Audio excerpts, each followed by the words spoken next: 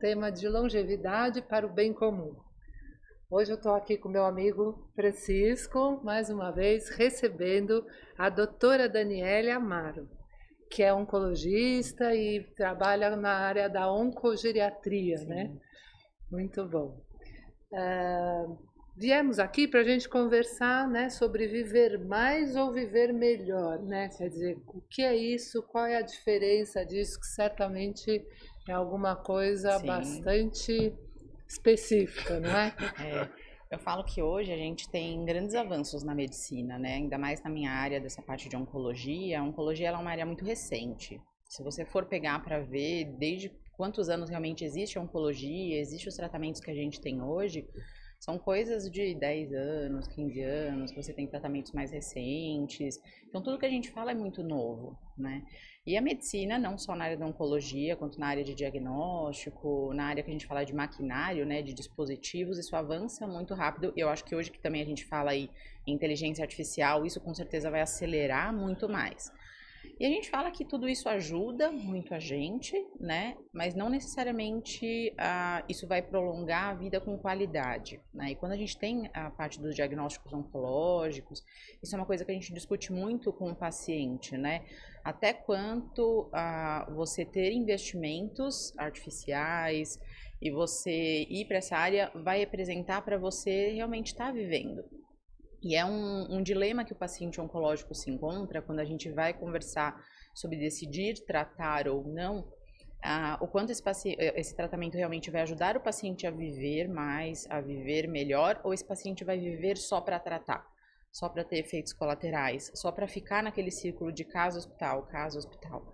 Então, são dilemas que às vezes a gente não para pensar. Sim. E se a gente vai num dia a dia meio mecânico, meio, né, naquele médico assim, não, eu vou só prescrever e vou manejar os efeitos colaterais e vida que segue, você não para ter essa sensibilidade de conversar e abordar isso com o seu paciente, às vezes você perde daquele diálogo, né, de como está sendo isso para você.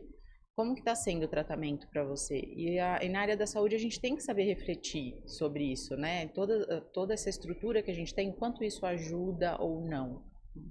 Ter essa sensibilidade. Sem dúvida. Nossa. E é muito interessante porque... Vou chamar você de Dani, não consigo Lógico. chamar. A Dani, né, tá aqui com a gente. É sempre bom ter uma oncologista para que a gente possa olhar esse terreno, né, não só da saúde da doença, Sim. mas pensar nessa questão do cuidado com a pessoa. Sim. Né? Então você tem formação em cuidados paliativos, que se fala muito hoje em dia de cuidados paliativos. Eu sempre digo, essa palavra paliativo no Brasil é meio, né, ela assim, ficou, ela certo ficou ponto, estigmatizada. Né? Vai fazer um paliativo, vai... Não, mas vai dar uma enroladinha pra né? morrer, né? Mas não, mas vem do pallium, né? Desse manto que protege, né, o paciente. Como que é esse olhar hoje dentro da medicina? As pessoas falam sobre esse tema, ainda tem muito estigma. O que você acha? Tem bastante. Hoje a gente traz até os estudos mais modernos que a gente tem da área de paliativos, eles falam até da abordagem de você mudar a terminologia, né? E eu não chamar tanto de cuidados paliativos, mas chamar de cuidado de suporte. Sim. Que na verdade esse é o intuito do paliativos, é você trazer todo um entorno para o paciente, seja de suporte psicológico, nutricional, emocional, a parte da assistência social, a parte espiritual, você englobar tudo isso. Então é você trazer suporte para tudo aquilo que cerca o cuidado daquela pessoa, sem você ficar só no medicamentoso, que a gente fala, né? No farmacêutico. Farmacêutico, né? Então hoje quando a gente fala com o paciente, a gente tenta falar, a gente vai trazer para você a equipe de suporte, explicar um pouco o que aquela equipe faz. Geralmente o paciente tem um primeiro contato, aí depois a gente fala, essa é a equipe do paliativos. Aí tem paciente que assusta, fala, mas isso é o paliativos? A gente fala assim, Quando ele conhece o paliativos, antes de receber o nome, ele se assusta e fala, pensei que fosse de outra forma. E aí a aceitação é bem maior.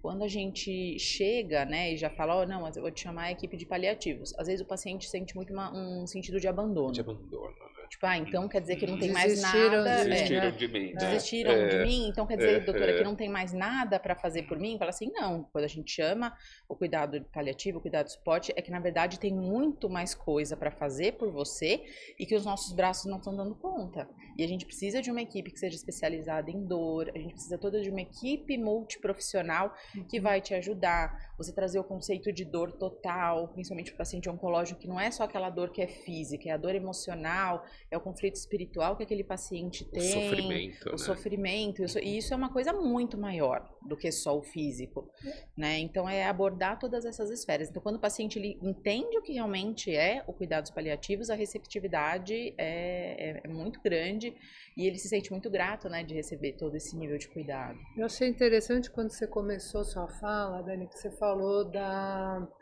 vamos dizer, da pessoa vai aceitar o tratamento, vai querer o tratamento ou não, para que motivo, né? Que é para viver, simplesmente sobreviver a essa doença e ao tratamento, ou é uma coisa que vai levá-la para um lugar melhor? Porque a gente, sei lá, parece que é uma coisa, talvez a gente tenha um olhar um pouco cruel sobre a pessoa que escolhe, olha, eu não dou conta desses efeitos colaterais e em algum momento eu vou embora, né? Talvez eu vá antes e talvez seja agora, né?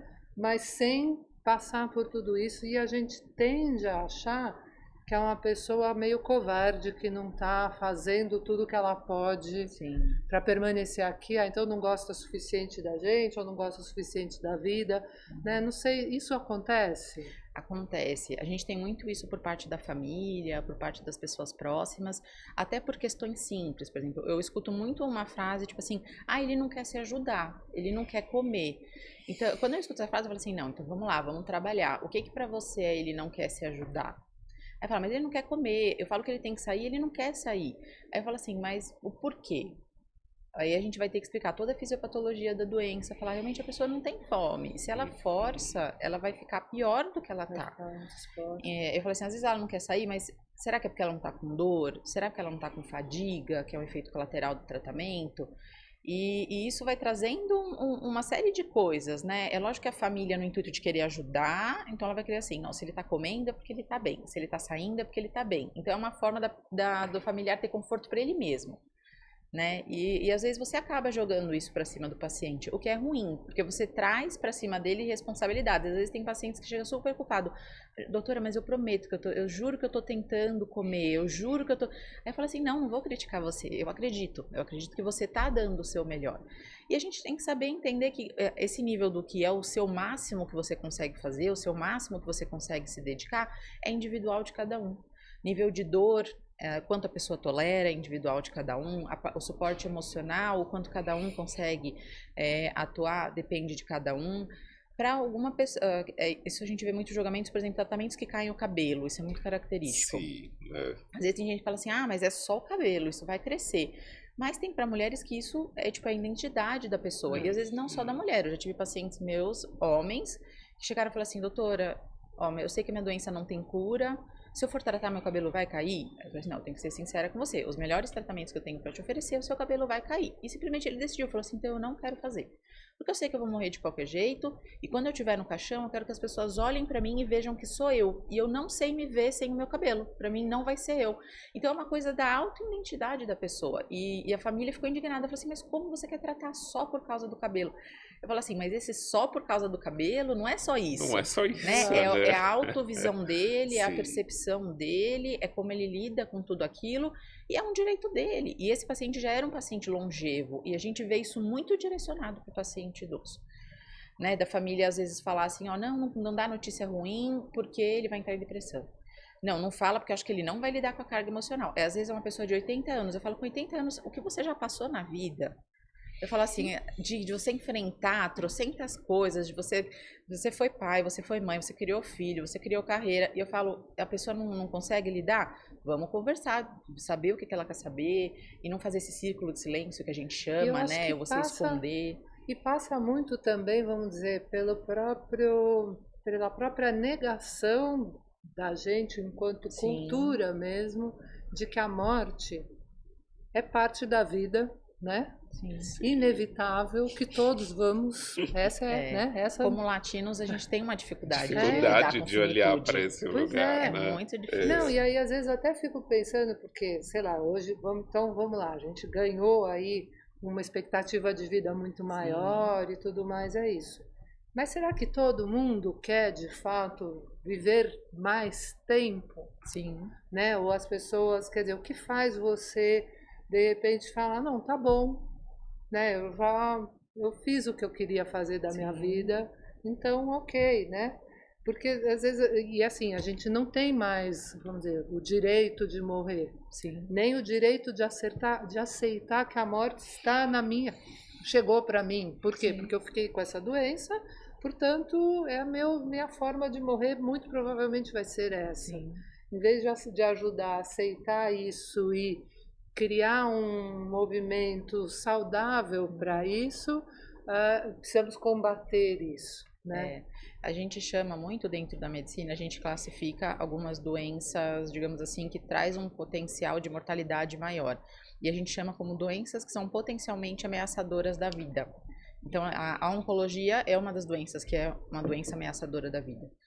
E é o jeito certo de falar. Mas não né? é um pouco esquisito falar ameaçadora da vida, como se morrer fosse uma coisa Exato, como ruim, se isso fosse ruim. Não é assim? E aí é o que eu falo, a única coisa tipo certa desse termo é que realmente ela mostra para o paciente a perspectiva da finitude. Que é a primeira vez que ele para para pensar e fala, opa, tem alguma coisa aqui que tá me mostrando de que eu posso morrer, perto, né? De certa forma que ameaça você. Isso, né? Mas é porque a gente culturalmente não tem essa perspectiva do pensar na morte, do se planejar. E eu acho que quando você não quer olhar para a morte, eu acho que você perde alguns planejamentos de vida. Eu acho que tanto de valorizar o tempo, valorizar coisas que você deve fazer agora, porque mesmo se você não tem um câncer, amanhã pode acontecer alguma coisa, eu não posso estar mais aqui, né? É que o câncer meio que esfrega isso na sua cara, né? De um modo meio agressivo e meio que assusta. Fala assim, não, eu tenho que então me planejar porque a qualquer momento eu posso morrer. Né? Só que é difícil você chegar para a pessoa e falar assim, tipo, isso vale para todo mundo, não só para o paciente oncológico. Todo mundo tem que se planejar com a perspectiva de que o nosso tempo aqui é finito. Então, quando você aprende isso, você aprende a valorizar o tempo que você tem, né? As pequenas coisas, os momentos. Então, acho que isso é muito bonito. E às vezes, quando o paciente oncológico consegue ressignificar os momentos, a gente vê que são os planejamentos de partida mais bonitos, porque ele fala assim, não, ok, então eu vou partir, então eu quero fazer isso, eu quero me desculpar com fulano, eu preciso conversar com ciclano, eu preciso deixar minha vida organizada e tal, e tal, e tal. E às vezes o que eu falo para as pessoas, eu falo assim, que é uma coisa que eu aprendi com oncologia, né, nessa minha trajetória como oncologista. Não espere você ter uma doença ameaçadora à vida para fazer isso. Exato. Tipo, faça já no seu dia a dia, tipo, não espere para pedir perdão, não espere para fazer coisas que você quer fazer, faça a sua listinha. Um dia eu quero viajar para tal lugar. Então, concretiza isso. Se planeje para que você faça isso. Porque, na verdade, a gente nunca sabe. E, às vezes, alguém que você gostaria de fazer isso junto, se não for você, aquela pessoa um dia também não vai estar mais aqui, né? E então, nessa perspectiva da longevidade, né, que é um dos temas, você também se especializa em oncogeriatria. Sim. O que é oncogeriatria para as pessoas, né, que estão nos A oncogeriatria, ela veio muito baseada numa noção de etarismo mesmo, né, o ageísmo, que a gente vê que às vezes muitos pacientes longevos, ou eles eram subtratados, ou subdiagnosticados, ou você não tinha um olhar mais adequado e pormenorizado para aquele paciente. E aí foram vindo estudos para você direcionar um olhar para essa fase da vida. E no momento que a gente está numa sociedade que cada vez vive mais, então você precisa ter um olhar direcionado para aquelas pessoas, que antes era aquele negócio, chegou naquela idade, chegou na idade que vai partir. Mas não, chegou na idade que você vai cuidar, porque as pessoas continuam aqui, entendeu? Sim. Então é você fazer um olhar mais direcionado para essa população. E eu acho que o que mais a gente consegue impactar quando você tem um olhar focado para a oncogeriatria é na questão de ageísmo. E de você evitar realmente não fazer coisas direcionadas apenas por uma idade que está no RG. E ainda nessa linha ainda de cuidados paliativos, né? Tem um termo chamado diretivas antecipadas de vontade, né? Ou seja, que também acho que é uma coisa legal da gente falar, porque muita gente pode querer ter interesse, né? Exato. O que seriam essas diretivas? As diretivas antecipadas é um documento legal, né? Então é importante ver dessa forma que você consegue formalizar desejos e coisas que são importantes para você. A gente já tem isso um pouquinho que veio, na verdade, lá da ginecologia e obstetrícia, que a mulher hoje consegue também fazer uma carta de diretivas, por exemplo, assim, ó, eu quero que quando meu bebê nasce, coloca ele para tentar mamar, ou não quero, já quero que ele vá direto para avaliação. Eu quero que tal pessoa fique comigo na sala no momento do parto. Então teve uma coisa que veio do direito da mulher. E aí foi conquistando, mas por que outras pessoas também não podem ter os seus outros direitos, né, preservados? Por exemplo, assim, eu quero ser cremado, eu quero ser enterrado.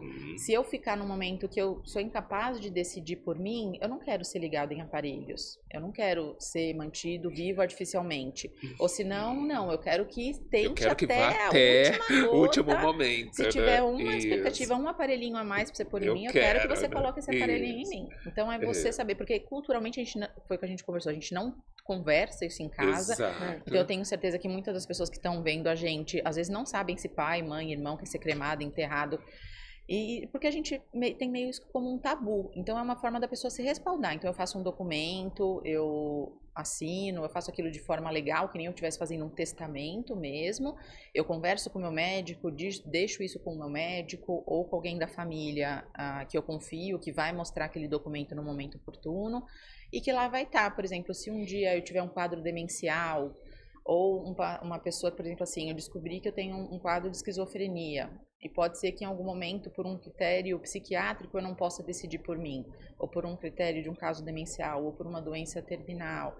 Eu quero isso com relação a condutas. Pode ser da parte espiritual, se você quer receber uma visita espiritual, se você quer que alguém vai orar, se você quer ser cremado. Teve um paciente meu que ele deixou que ele queria ser internado, que ele queria ser enterrado. Isso que eu queria ouvir, né? Essas histórias. Ele queria ser internado de chinelo, bermuda e camiseta. Uau, ele deixou lá, marcado. Gostei disso. E aí ele justificou, porque ele falou assim, eu vivi a minha vida toda, meus melhores momentos, de chinelo, bermuda e camiseta. Aí ele deixou bonitinho pras filhas.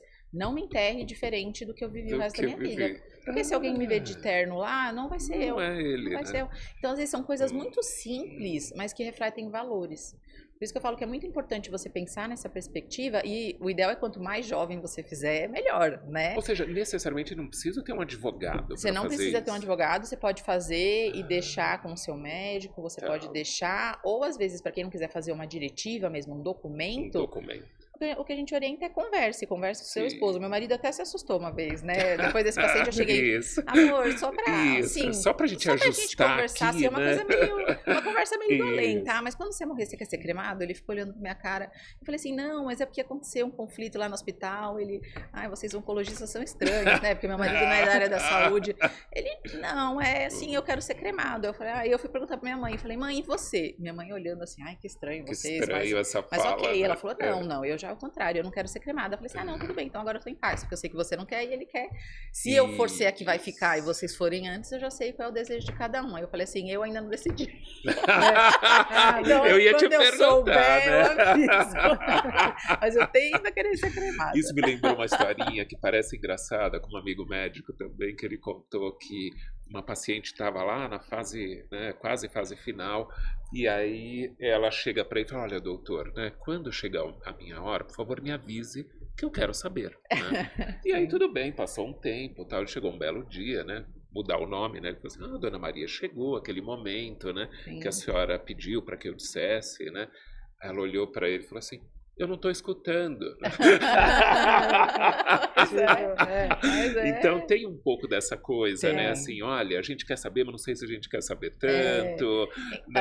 A gente fala que a gente tem uma forma de falar, né? Você fala assim, a gente vai sentindo. Às vezes tem pacientes, quando os pacientes eles chegam e perguntam, doutor, quanto tempo de vida eu tenho? Eu falo assim, não é uma forma de fugir, viu, da pergunta, é uma forma de falar assim, mas por que você quer saber? Porque às vezes a pessoa não quer que você dê um prazo para ela. Né? Às vezes ela quer falar assim, não, doutora, é porque uma paciente minha era isso, ela falou assim, porque é eu e o meu cachorro.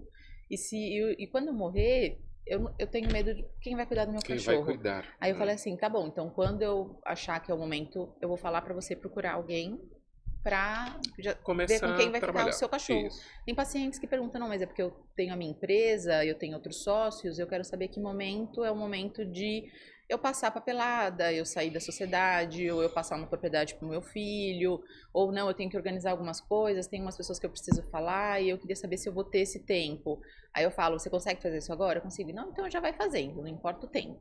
Ou senão tem pacientes que a gente chega e fala assim, ó, aquele momento que você perguntou, se já era melhor você começar a ver as burocracias, eu acho que já é melhor você começar a ver as burocracias. Então você acolhe, na verdade, o paciente na demanda dele, sem dar um prazo, porque toda vez que a gente dá um prazo, a gente erra. Teve uma paciente nossa que partiu recente e a filha chegou e falou assim, obrigada, né, agradeceu a nossa equipe, e falou assim, obrigado pelos 5 natais. A gente ficou olhando assim, sem entender, mas por que 5 natais? Porque se ela tivesse partido quando o primeiro médico, né, que avaliou ela já não estaria mais aqui, ela já teria partido há 5 natais atrás. Desde que ele falou que ela ia morrer, ela ficou aqui e a gente teve mais 5 natais. E é uma data que era muito importante para a paciente. Então, quando ela estava assim na fase terminal, estava perto do Natal. Sim. E aí a filha estava correndo atrás de vestido vermelho, porque ela passava o Natal de vestido vermelho, aproveitou esse último Natal e um tempinho depois partiu. A gente até brincou, falou assim, não, ela estava esperando esse último Natal para conseguir encerrar o que ela precisava encerrar, né? No fundo, assim, acho que a gente devia mesmo cada vez mais ter coragem de pôr isso na mesa, nas conversas, para ficar mais leve, né? Porque senão fica uma coisa... Primeiro, já que ele não pode evitar mesmo, então por que a gente não olha mais para isso? Até eu fiz uma conversa uma vez aqui no podcast com uma pessoa que faz um trabalho justamente para tratar dessa questão da finitude, chama Infinito o trabalho dele, o Tom. E ele falava assim, conversar sobre a morte, no fundo, é que nem corrigir a rota no Waze. É ótimo, porque se você fala sobre isso, você tem essa oportunidade de recalcular sua rota, né? Como você quer ser lembrado, como você quer que as pessoas falem de você o dia que você não estiver mais aqui. Aí você dá uma olhada e vê se de fato você está fazendo a sua vida para ser lembrado daquela forma, né? Exato, se a gente fizesse, assim, desmistificasse a morte, né? Tirasse dela esse tom do acabou e é ruim, né? E colocasse ela mesmo como um redirecionador para a gente, seria ótimo, porque aí você reflete mais sobre... Senão a gente vai vivendo sem muito pensar em nada, e de repente depois, quando você morre, você, sei lá, né? Você também contava uns casos, Chico, eu lembro uma vez, sei lá, não lembro quem era, se era um político, alguma vez que você acompanhou, que ele falava assim, não, mas eu preciso fazer alguma coisa, chame todo mundo aqui, porque como é que era essa história? Exatamente, né? Ou seja, é esse momento que às vezes as pessoas, né, assim, diante, vamos dizer, de um cuidado paliativo exclusivo, como você diz, você sabe ali qual será mais ou menos o desfecho. Talvez não tenha data específica, né? Mas você sabe que vai acontecer. Então, nesses momentos, as pessoas tomam um susto, né? Assim, e às vezes pessoas como nesses casos que têm, sei lá, algum poder aquisitivo, assim, não, eu faço qualquer coisa aqui para acontecer e explicar para essa pessoa que, né, ou seja, não depende dessa condição ou econômica, ou seja, ou conhecer alguém importante, né? Com quem eu falo, não era isso? Com quem eu falo para resolver essa questão? Porque tipo, eu tipo, quero, né? Eu assino onde, aí né? Então, essa educação, vamos chamar assim, para a morte, né? No sentido de que ela é fundamental, né? Porque senão é esse momento do susto. Foi uma pessoa que depois ele, né, dessa situação, ocorreu a morte da esposa, no caso, né? E aí ele conseguiu mudar a visão que ele tinha da vida, que não era aquela, né, daquele jeito, né? Então, eu acho que esses dados sempre são importantes para a gente. E essa frase que você usou, né, o educação para a morte, eu falo, o educar para a morte, na verdade, é você educar para a vida.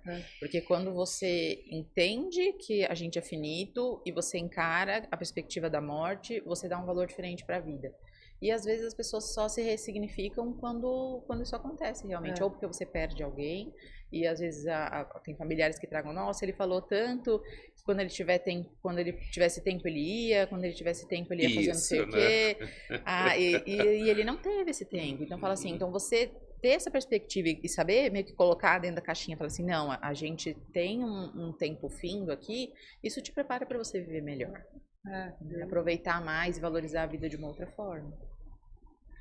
Eu acho que faz toda a diferença, né? E assim, e o impacto para o profissional da saúde dentro dessa área? Eu não vou dizer que oncologistas não fiquem medrosos, né? Porque qualquer sintoma que a gente tem, a gente fala assim, meu Deus, eu vou fazer um porque vocês sabem, né? Não são leigos, né? Exato. Mas é difícil. Eu acho que os profissionais da saúde, né? Que eu falo assim, a gente é preparado na faculdade para curar. Sim. Todo o investimento, você passa anos de estudo para falar como que você diagnostica, como que você cura, como que você salva. E então é você passar por um processo contrário, para você falar assim, nem sempre a gente cura, nem sempre a gente salva, nem sempre as coisas dão certo do jeito que a gente gostaria, né? Então é você fazer um preparo, saber que a gente é humano, a gente é findo, mesmo a máquina, os dispositivos, eles têm o seu limite, e nem sempre você vai conseguir aquele objetivo. Então quando você tem, e isso foi uma coisa que eu aprendi muito com o cuidado paliativo, com o cuidado de suporte, que às vezes a cura não é o mais importante, né? Você aliviar a dor, você trazer um aconchego, um acolhimento emocional. Às vezes aquele paciente receber uma oração, um acolhimento do ponto de vista espiritual tem muito mais valor do que o curativo em si. Uma época eu trabalhei na virada do século, eu trabalhava no GRAAC, que é um hospital de criança carente com câncer. Então eu me lembro até que os coitados dos meus filhos fizeram mais exames do que precisava, porque voltava para casa, era um cabelinho no travesseiro já, saía correndo atrás do pediatra, socorro, doutor, enfim, porque você fica convivendo com aquilo, né? A gente fica, eu lembro, até quando a minha nenê tá com 2 anos agora, eu lembro quando eu tava grávida, eu falo assim, não sei se é porque eu tava mais sensível, eu fiquei mais atenta, ou se porque calhou mesmo. Aí a gente pegou algumas pacientes que diagnosticaram câncer de mama logo pós-parto, tava amamentando, e eu botei na minha cabeça que eu tinha um negócio na minha mama direita, e eu falei assim, minha mama direita, eu tenho que fazer ultrassom da mama direita. E aí o pessoal falava assim, mas aperta meu peito, tem um negócio no meu peito. Aí o pessoal falava assim, não, Dani, você tá amamentando, é alteração. Eu falei, mas a minha paciente ouviu a mesma coisa, que aquilo era alteração porque ela tava amamentando. Aí eu fui fazer ultrassom, não tinha nada. Eu falei assim, mas tudo bem, eu fiz ultrassom e não tinha nada. Mas aquilo mexe com a nossa mente também. Então você vê os familiares que vivem, né, o histórico de alguém na família, alguém próximo do câncer, geralmente eles vêm, mas doutor, eu tô sentindo alguma coisa, isso pode ser câncer. Aquilo mexe com a sua cabeça e você fica mais medroso mesmo também, né? Então, acho que não tem como. Mas lá no hospital, eu me lembro que eu trabalhava na área de captação de recursos para o hospital, então a gente tinha que, vamos dizer, construir narrativas mesmo para trazer apoiadores, investidores e tudo isso. E uma coisa que era falado muito lá era que o hospital não estava ali para curar, estava ali para cuidar. Exato. Então, isso era muito legal, até em termos estratégicos mesmo, porque aí todas as pessoas que trabalham ali se sentem parte do processo de cuidar. Porque curar não ia dar certo, muitas vezes, né? E exclui, né? Tipo, então, as outras pessoas envolvidas no processo, que não são doutores, né? Até médicos e tudo isso, não se sentiam parte.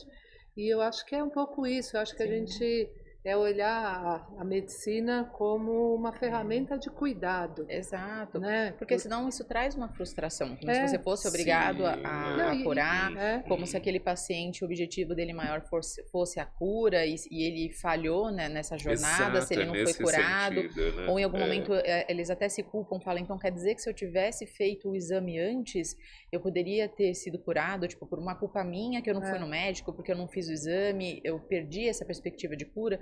Então você fala assim, não, às vezes mesmo se você tivesse feito o exame antes, tem coisas que fogem das nossas mãos. Não, eu acho que isso passa muito por essa fala nossa de que, vamos dizer assim, a gente tem que aprender a olhar a morte como parte da vida. Exato. E que quando a gente está doente, a gente precisa ser cuidado. Sim. E Cuidado, inclusive, se for a hora de você morrer. Exato. Ser cuidado para morrer com dignidade, morrer bem, sem sofrimento desnecessário, tudo Sim. isso, né? Acho que é um modelo mental a se mudar aí, né? Exato. Gente, que papo profundo, que é ótimo, né? Importante, Não dá né? pra gente falar Lógico. assim, talvez seja um pouco exigir demais se a gente falasse que papo gostoso, Exato, né? Divertido. Vou dizer que é um Porque- papo super leve. Leve, exato. né? Mas que papo profundo e bonito. Eu costumo brincar, e- Renata, a gente que trabalha nessa área, nós somos uma turma do espalha rodinha. Né? Aí outro dia eu perguntava, mas por que espalha rodinha? Falou, não, a gente trabalha com finitude, com morte, aí espalha a rodinha, ninguém quer. Não, mas é igual, todo mundo às vezes chega pra mim e fala assim, nossa, você é médica, que não sei o que, o né? pessoal acha que eu vou chegar e falar, não, eu sou dermato, cirurgia plástica. Isso, Aí chega e né? fala assim, mas eu sou oncologista. Aí o pessoal já fez assim, nossa, oncologista. Eu falei assim, eu trabalho com cuidados paliativos também. Aí a pessoa já se assusta e fala, não, mas eu vou lá, ó, estão ligando pra mim. Tipo, a pessoa sai assim, do lado da É o frente, espalha aí eu tenho cheiro, rodinha, assim, né? tipo, não, tô cheirosa, não foi nada demais, não. isso mesmo. assim Super mesmo. obrigada por ter Imagina, vindo. obrigada pelo convite da gente É. falar de um tema que é tão importante, É né? verdade. Sem dúvida. Muito obrigada. Obrigado.